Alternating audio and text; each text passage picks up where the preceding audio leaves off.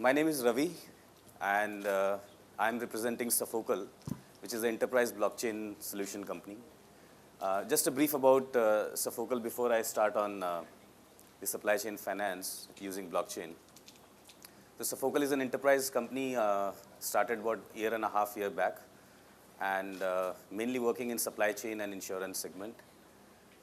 In insurance, Sofocle has built a complete solution for traceability and different smart contracts to manage smaller processes across the supply chain, whether it be managing the promotion schemes across the supply chain or SLAs with various parties across the supply chain, and payments plus smaller contracts that happens between different participants in the supply chain. And in the insurance, Sofocle has been working on co-insurance solution, bringing in multiple insurers together to tokenize the policy, reconcile the payments among the different insurers, expedite the process of claims, etc., and then further extending into reinsurance once the policy provenance is there. So now I'll jump on and talk about supply chain. So I think a lot has been talked about today and bit yesterday about how blockchain is revolutionizing or transforming some of the supply chain processes. So one thing I would like to clarify before we delve deeper into this, that blockchain is not panacea. It's not so cure all or solve all.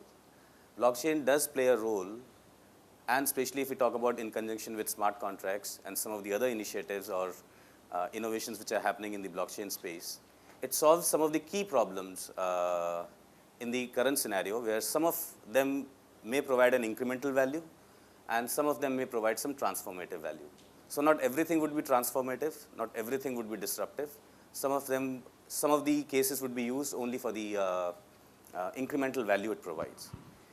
And this is based on the experience. We have worked with more than 20 enterprises in the last 1 year on the supply chain.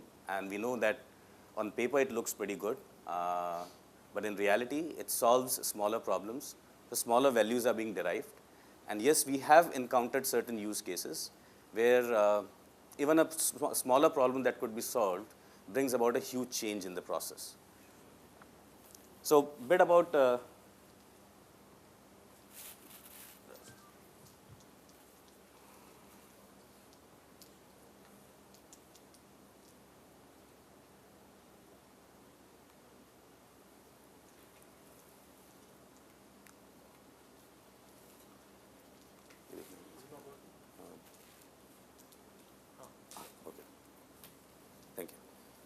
So just a bit about supply chain finance, and I'll be covering only a small portion of supply chain finance, it's being such a big area. So in supply chain finance, one of the core issue that happens is that the whole supply chain financing or invoice discounting, taking a small portion of supply chain finance, is based on the authenticity of the approved invoice. And most common frauds in the invoice discounting space is basically when you are not able to authenticate the invoice, whether it is the approved invoice is actually correct or not. There may be a collision between the buyer and supplier that may happen. There may be a data fudging or the fudging of the invoice that may happen. Or it may happen that buyer dishonors the invoice at the end of the credit period. It may be the goods were not supplied in proper quantity or quality, or maybe some other issues due to which buyer dishonors the invoice and doesn't make the payment. So these are some of the core issues happening in just one piece of the supply chain finance, where the approved invoice is something that gets to the lender. Lender, based on the due diligence and risk assessment, then discounts the invoice. So how blockchain actually solves this small piece of the problem and how it brings about a huge change in this. So not changing any other process, what we have done in this space is, this is the current simple supply chain finance process where, let's say, buyer gives an order to the supplier, and buyer raises the PO. Supplier then supplies the goods to through a logistics player to the buyer and raises an invoice. Invoice goes to the buyer. Buyer does a GRN, QC check, etc., and then based on that approves the invoice. And that approved invoice, if the supplier wants easy access or early access to money, would submit that invoice to the lender, and lender then may require some additional documents like GRN, etc. That's a traditional process, how lender typically works today to go behind the approved invoice and see the genuine piece of it. So they take the GRN, copy of GRN, QC, etc., ensure that the approved invoice is true, and based on that, they discount the invoice and pay to the supplier. Now, depending on, there are two kind of processes in supply chain. One is anchor-based, where buyer is into the picture, and second is pure supplier-based, where buyer is not into the picture. So in the case of anchor-based, in most of the cases, in fact, buyer may directly pay to the lender at the end of the credit period.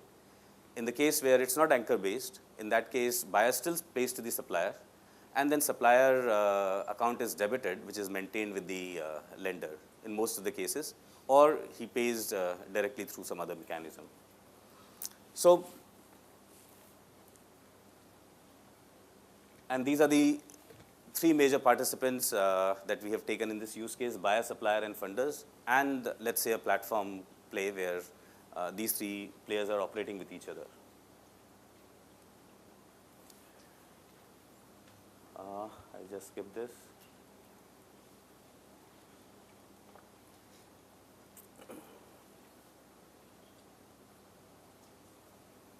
Right. So the way this was done was basically a blockchain platform was defined where 4 players were starting from the PO process to the invoice, and then from invoice, the tracing of the goods. So there are 2 pieces to it. One, the set of documentation which are there in the process. So there is a purchase order, there is an invoice, there is a delivery challan which is issued by the logistics player, and then there is a GRN and the QC which is done by the buyer. So there are 3 set of documents belonging to 3 different organizations. So there is an invoice which is generated by the supplier, there is a delivery challan which is issued by the logistics player, and then there is a GRN which is done by the buyer end or the warehouse end. Now these 3 documents need to check with each other. They need to speak the same thing, that what quantity of goods was supplied. And if we add QC also, quality check in addition to that basically ensures that goods would not be returned after they have been received. So they have been verified by the buyer end. But primarily these 3 documents need to be secured, and they need to speak the same thing. So that was the primary on the document side. And second was traceability of goods. If further traceability can be added to it, if let's say using a tagging device, if goods can be tagged, which may not be true with each and every kind of product, but we are talking about some of the products where tagging is, can be done in a least or more cost-effective way. So in this case, the blockchain platform was created where starting from the purchase order, the buyer, supplier, logistics player, and insurance also were onboarded onto the platform, where buyer submits the invoice on the, submits the purchase order on the blockchain itself. The initial metadata from the purchase order, especially the purchase order date, purchase order ID, and the goods quantity and the price, that is basically ported onto the blockchain. Once the invoice is generated, the supplier, using their own signature, they onboard the same information on the blockchain. And once the goods are in transit, it passes on to the logistics player. Logistics player actually gets onboarded and submits the delivery challan. And similarly, once the goods are received at the warehouse, the GRN and the QC, etc., using a maker-checker concept, multiple users, they upload and then approve the GRN and the QC on this. So multiple players, they ensure that all the documents are using their own individual signature, and then they reside here. Now, based on this, then using parsing of the invoice, GRN, and the delivery challan, they are verified with each other, and then the invoice is automatically approved. So this is a mechanism which was created where, with minimal hassles, yes, onboarding itself is a big hassle when we talk about any blockchain network. So bringing in logistics players was a much difficult task. Bringing in insurer was even more difficult, so that was omitted out. Insurance certificate was simply issued on the blockchain by the supplier itself. But bringing the supplier and buyer were easier because they could benefit out of it. The idea was that one of the core issue that we tried to solve here using was the approval of the invoice. Even if we forget about the financing piece, if we just talk about procure to pay kind of scenario, which actually it started with. In that case, traditionally, a lot of enterprises, when they supply goods from the manufacturing plant to the warehouse, the logistics player end up getting the payment after 10 days or 15 days. And primarily the reason is because these three pieces need to be reconciled with each other. So in this case, one is the digitization, where this information is digitally present, and second, immutability, where you can trust this information, which has been digitally brought together. So now digital platforms have been created which does pretty much the same thing, but here, since the ledgers are different and different users are acting here, where there's a chance of collusion that can happen among the users, blockchain became an important parameter where it provides the immutability of data that has been submitted by. And second, the user authentication. So any user who accesses the blockchain has been properly onboarded on the blockchain, has got a unique set of signatures. So once he signs the transaction, you can be ensured that legally you can prove that this is the user who did the transaction. So I think these two parameters of blockchain actually came into handy, and a bit of improvement or a major improvement as compared to the current digital system where these three pieces come together. Now, once the invoice is approved, we created an invoice smart contract. So invoice now becomes as a smart contract. Now, there are twofold reasons behind it. One, it contains the complete digital history behind it. All the transaction history can be seen, starting from the PO to all the movements of goods. All transactions are part of it. So just by seeing the invoice, you can see the complete history behind it. So that can be used by investor, that can be used by either peer-to-peer investor or an organized lender, or even the buyer who wants to discount the invoice. In many cases, it's a buyer who discounts the invoice, either against a cash discount or anyway. So that could happen based on this invoice. So now in the process, what we are trying to do is, we have created this physical paper invoice into a liquid asset. Because once it is proven and anybody is able to discount it, then it can be sold in the secondary market, which is right now not the market. So that's the transformative side of it, which I would say. Rest, most of the pieces, what is the incremental value that is there. So one, it removes the inefficiencies, which is collecting physical document, accumulating together, and somebody manually going through them and verifying them. So we have removed that process and make it very seamless, completely digital, with complete immutability and trust into it, so that this can be done in few hours rather than 10 days or 15 days. And second, in the process, we converted invoice, which is a physical paper, into an actual liquid asset, which can be traded further for discounting, or in the secondary market, it can be traded further. So smart contracts, I'll talk a bit about smart contracts, how smart contracts played a role here. So one, invoice itself was converted into a smart contract, one to contain the information. And second, why a smart contract? Why not simple tokenization? Because then there are other transactions also that is going to happen after the approval of invoice. So once the invoice has been approved, now whether it gets funded, whether it trades further hands, whether multiple investors are coming and funding an invoice or discounting an invoice, all this information also gets added into the smart contract. So this audit trail is not just behind the invoice, it also is ahead of the invoice. Any transaction that happens, so it contains the complete digital passport of that invoice. So that is one reason why we use the smart contract to tokenize the invoice rather than a simple transaction hash. And second, smart contracts are being used to manage the payments and the contracts in this. So Sofocle has created a simple contract generation platform, which is like similar to any other contract generation platform nowadays.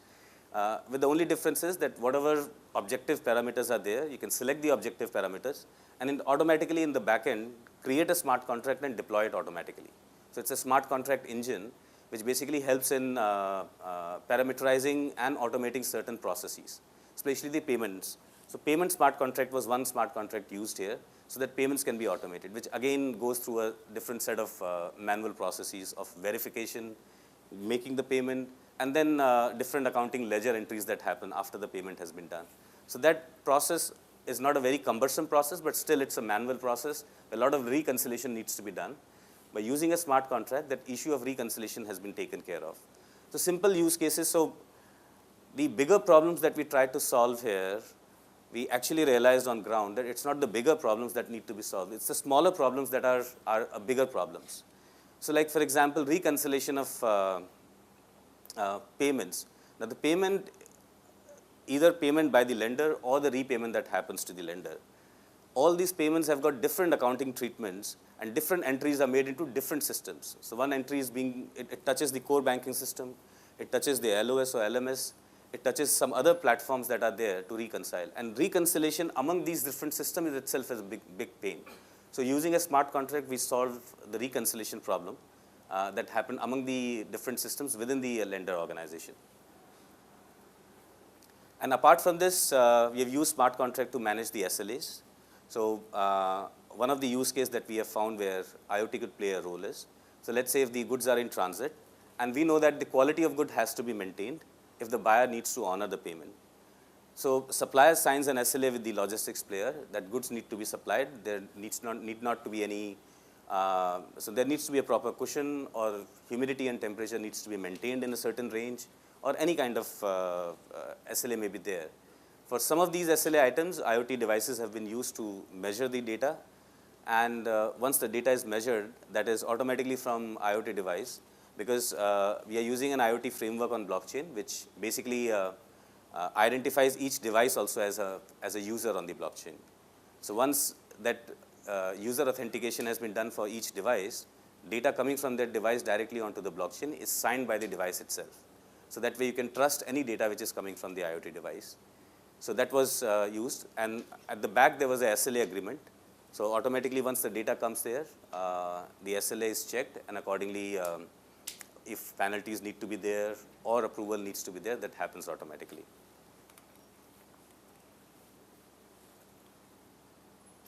So I don't want to get into the theory. I just talked about the real experience based, what smaller pieces that have been done. So it gives some context and perspective to how blockchain is happening. So now I'll talk about some of the challenges.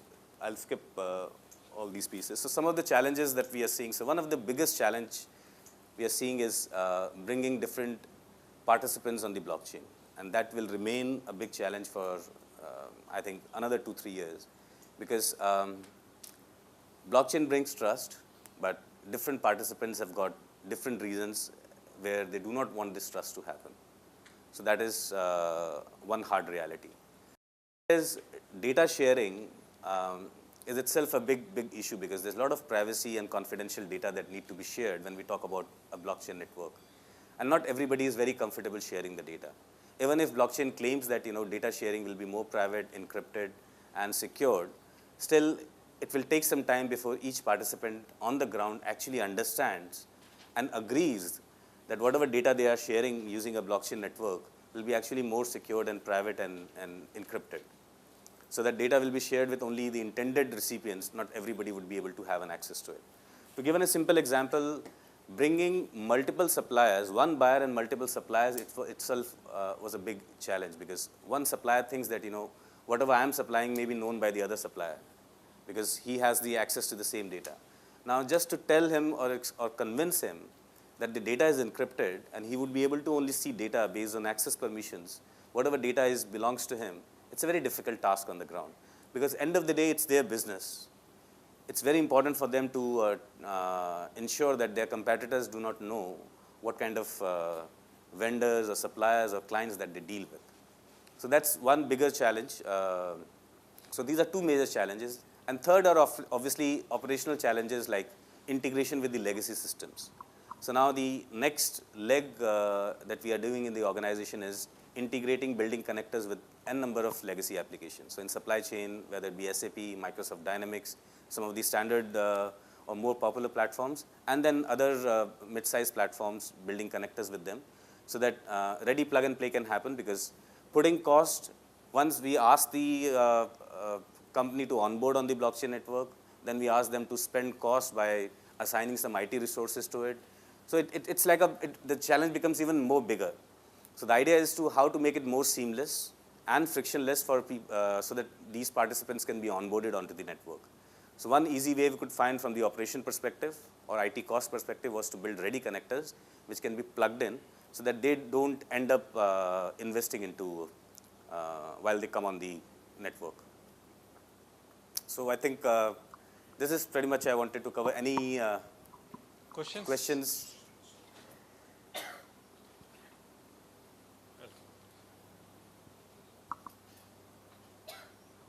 So yeah, the question is, my name is Tushar, and wanted to know is this done on the private blockchain or on the public blockchain?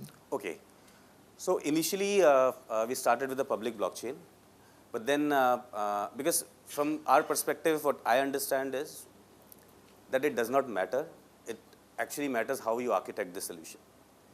Permission and private blockchain came into picture when there was a lot of issues regarding the privacy of data. Here, I would not say private and public blockchain. See, from a definition, it does not matter. It's how we architect the solution. We can, open up a Hyperledger-based solution also, which is a private blockchain. We can open it up and make it public. And we can take a public blockchain, we can take an Ethereum instance and make a privacy out of it. But the challenge is, if we take Ethereum and try to make a private, then I need to write an identity layer. I need to write an access layer. So I need to, because that is not how it was formed. That was not the purpose of forming an Ethereum network. It was pseudonymous to start with. Plus, so whatever I need to do to make it private and permissioned, I need to write that code. So that is the reason then we moved on to a private network where we started with Hyperledger Fabric, and now for supply chain we have also started working on Sawtooth. So the idea was that they have an identity layer, they have a certifying authority where you can onboard the customer, and then we have added Aadhaar-based authentication there, so that when legal validity is required of any user, so that can be completely onboarded. Onboarded user who are signing the transactions can have some legal validity also. So that's why most of the solutions that have been built are now on Hyperledger Fabric, private and permission blockchain. Okay. And you mentioned about the challenge about integration with the legacy systems. So in the project that you executed, did you do point-to-point integration, or was it like off-chain and? No, it was on-chain only. Off-chain is something now we are working on for the scalability issue, but not in the supply chain financing. Supply chain financing, we did not find the use of it. In the supply chain provenance track and trace, yes, off-chain is required because it has got its own. I did not delve into those issues about supply chain track and trace because that was not part of the topic. But in supply chain track and trace, one of the major issues is unavailability of smartphones at the lower level. So we started with distributors, wholesalers, it was okay. But when we went to retailers and workshops, some of them were not even using smartphones. Internet was very slow. So how to ensure that at low performance it can be done. So we used SMS in conjunction with a blockchain to have the data and the authentication. It's not as foolproof as internet-based authentication, but it's much better. At least the person who is, because you can authenticate the device or the number from which the SMS is coming, and you can write that on the blockchain. So some of these challenges did come up, which was solved which are being solved in the supply chain space. Thank you. Let's take one more question. Hi, I'm Rahul. Yeah, hi. Are there use cases in supply chain finance also? Are there use cases in supply chain finance? So theoretically, it sounds fine. But are there use cases? In supply chain finance? Yeah. Yeah, so there can be multiple use cases. One is, of course, by use case, I meant, have you actually been able to implement it at a scale? So that I'll talk about. I won't go into the implementation side of it, but so some of the use cases that have been tried are, one is, of course, invoice discounting. That is the base on which it was taken. And then you can talk about different kind of, whether it be PO financing or dealer financing, the other side of it. These are all possible, possible use areas. cases. Yeah, yes, correct. But are there actually implementation? Live implementation. Not by us. Okay. So dealer financing is definitely gaining a lot of traction, but we don't have any experience in that area. So. Okay. Yeah, we are running out of time, I think. Yeah, sure. Thank you. Thanks for your time.